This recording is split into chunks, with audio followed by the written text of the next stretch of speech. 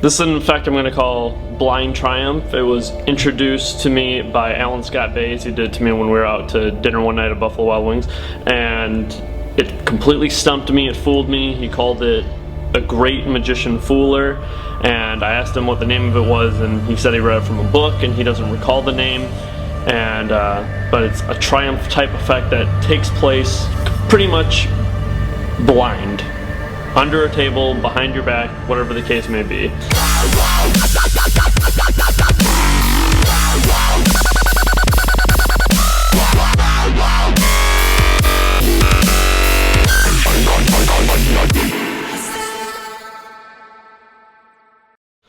So all the setup is all you need is 20 cards. 2, 4, 6, 8, 16, 18, 20. Hope you guys are following along. Gonna put the rest of the deck in my pocket, and what you need to do is alternate every other card.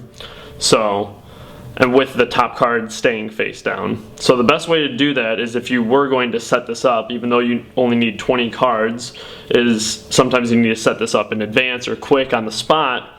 What you can do is just go 1, 2, 3, 4, 5, 6, 7, 8, 9, 10, 11, 12, 13, 14, 15, 16, 17, 18, 19, 20. The top card remaining face down. And you can square that up and get a break. So, even though the bottom card is technically face up, so yeah, be careful not to flash that when you break it off and say, oh, we only need 20 cards.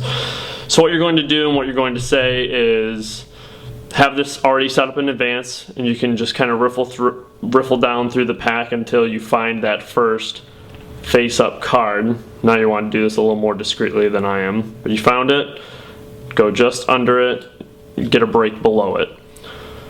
So this is 20 cards, face up, face down order. And you're going to start the effect by saying, okay, now we don't really need all the cards for this, so I'll put it about half away or so, even though about half you have 20. And you're going to give your spectator the cards and tell them to go under the table or behind their back. This is perfect at a restaurant when you're out to eat with friends or something, because they can just do this under the table. So they got this, they go under the table, and you say, okay, now cut the deck in half, however you want, just a clean, full cut. And they won't see the whole time any indiscrepancies anyway, because, well, it's blind. So they cut the cards. Once they do that, you tell them, okay, flip the top 2 cards over. They'll be able to feel it. 1, 2, they flip them over. So pretty much what they did is nothing. It didn't change the sequence of the cards necessarily. It's still all face up and face down. So they do that, they flip over 2 cards, tell them to cut the cards again, flip another 2. Cut them again, and flip another 2. Cut again, cut as many times as they want, as long as they are flipping 2 cards over each time. So it doesn't matter how many times they do that, finally they're done. It's still all face up, face down sequences. Okay, now bring the cards out from under the table, don't let me see them, and is the top card face up or face down? They'll look at it in this instance, they'll say it's face down. Okay, good. I want you to take a look at it, and they'll look at it and say, okay, now leave it face up and cut it back into the middle of the deck. And they'll do that. Now, in the instance that they cut to a card that's face up, you say, okay, pull the cards out from under. Alright, is it face up? Is that top card face up or face down? It's face up. Okay, perfect.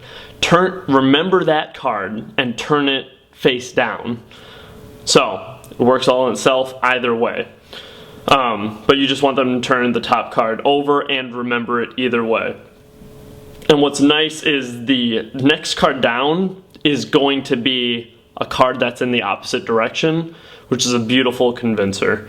So let's say they stopped at a face-up card and turned out to be the Queen of Hearts.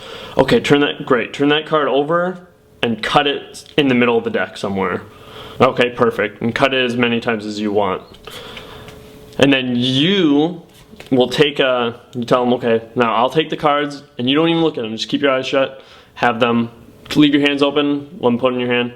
Okay, I'll take the cards. And then you go behind your back, or you go under the table, or whatever you think is more convincing. And you say, would you be impressed if I could find your card? I said, of course. And what you're going to do is during this pattern, you go under the deck and immediately start going through the cards and up jogging every other card. And look what happened. So you're up jogging every other card while you're saying, would you be impressed if I could go through and find your card? That'd be very impressive. And you're just kind of thinking, you're feeling the cards out. They think, they'll assume, might take a while to find their card even under these conditions. And with all these cards up jogged, just going to peel them out, turn them over like that. Boom, all the work's done.